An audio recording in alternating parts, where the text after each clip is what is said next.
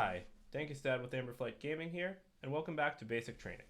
In this week's episode, we're going to be talking about how to stay focused in polarizing matchups and win the tough ones. Byakuo, Mineta 2, and Recovery Girl immediately come to mind, but this dynamic goes beyond just five-handers.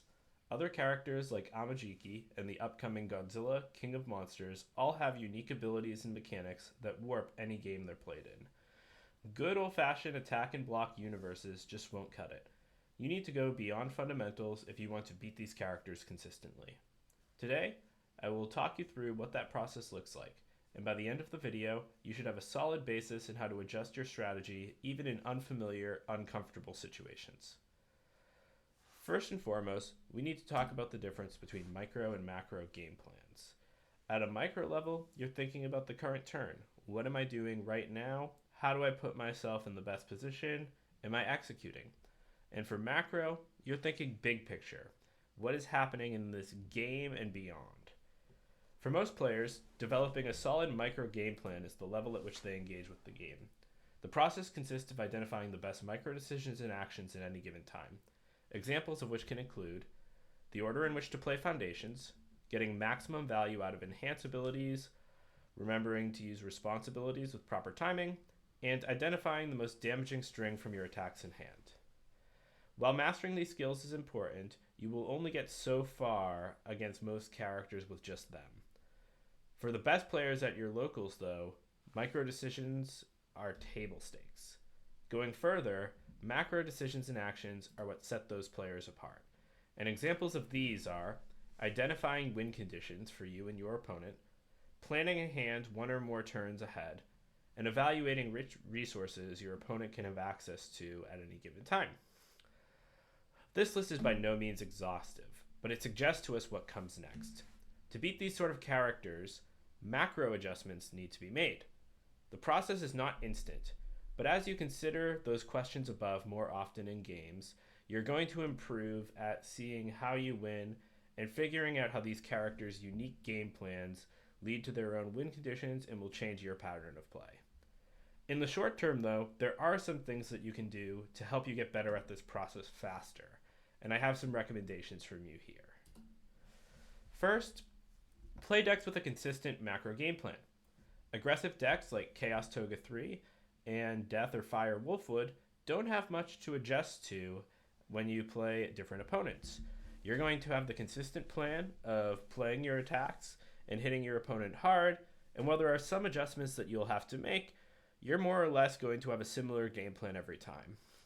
This will let you get familiar with more characters, see how they adapt to you, and you'll be playing from the perspective of the person with the more static, consistent game plan instead of having to adapt to one when you're just still learning the game and trying to get your feet wet with the mechanics. The next question is asking how do I win throughout your turns. During your turns, spend some time trying to visualize how the game will end and work backwards to your position. If you're playing, back to those example decks, a deck like Toga, maybe you're going to win with a big walk the dog at the end of your string. And you need to work backwards to see how you get there. Maybe you're going to be playing stuns, maybe you're going to be stringing along with Toga, maybe you expect your opponent to overextend. These are things that you're going to have to plan for and try to figure out on the fly. Once again, it's not easy, but as you work on this process, you'll be able to start to see further and further ahead as you go on. A good way to do this is instead of putting yourself in the most advantageous state at the end of the turn, think about the best state to win. So, obviously the most advantageous state is the most winning one, but sometimes it's a little less than intuitive. You're not always better off setting your opponent to the lowest health total possible, for example. Sometimes, if your opponent's an Earth deck, and even if they don't have a quick to act on the board, you might anticipate that they'll build one. So maybe keeping your opponent above half health until you go for the lethal string is the better plan. Maybe you're in a situation where attacking leaves you without a block, but you suspect that your opponent is holding their winning attack, and that if you get your attack off here, they may need to use it to block to stay alive. These are just a few situations, but you're going to find a lot of times that you'll be making plays that seem like they're setting you back a bit, but in the long run are going to actually work toward winning you the game. And try to look for those opportunities as you play. Next, put yourself in your opponent's shoes. Think about what information your opponent has and how they might be working through the same process you would in asking how you would win. Do what you can to play around their best offense, but balance the trade-off with executing your own game plan. Just an example, sometimes when you are playing against a character like Mineta, you're going to want to build out as much as possible. They have 5 cards, you probably have more, and you're going to win the long game by making a big stage, having more cards in hand, and overwhelming the Mineta player. But that comes at the cost. If you're an aggressive deck like Toga or Wolfwood, you also want to attack and end the game quickly.